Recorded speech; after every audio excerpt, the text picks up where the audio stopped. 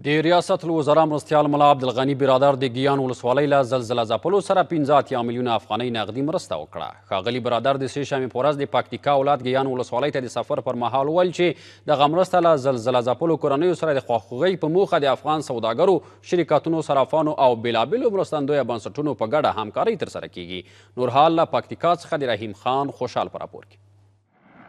د پکتیکا ګیان او برمل ته د افغانستان د اسلامي امارت د رئیس الوزرا د لومړي مرستیال ملا عبدالغني برادر راتګ او له زلزله ځپلو خلکو سره نغدي مرسته. هغه وویل هڅه کوي چې په راتلونکي کې د یادو کورنیو سره د پوهنې، روغتیا او بېرغونې په برخه کې په اساسي ډول مرسته ترسره کړي.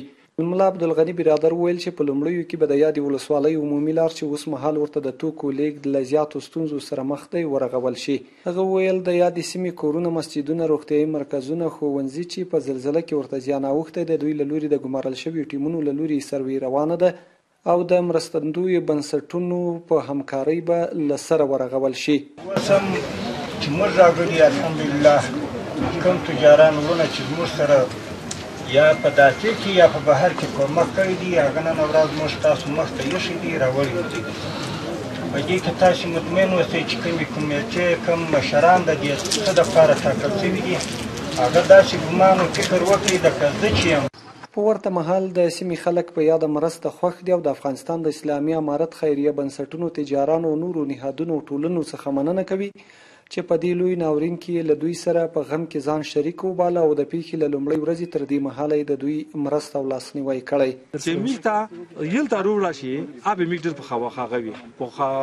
خاصول بي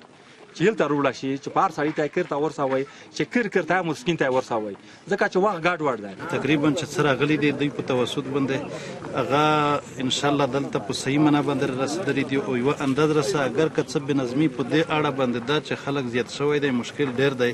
خو لیکن خلک خوشحال دی، په یو ترتیب باندې منظم ډول باندې توزیع کیږي. د یادونې وړ دی چې د افغان صرافانو او سوداګرو بېلابېلو شرکتونو او صنعتکارانو ژمنه وکړه چې یاده ولسوالۍ کې به زر هغه کورونه چې د زلزلې له امله نړېدلي له سره په اساسي ډول ورغوي.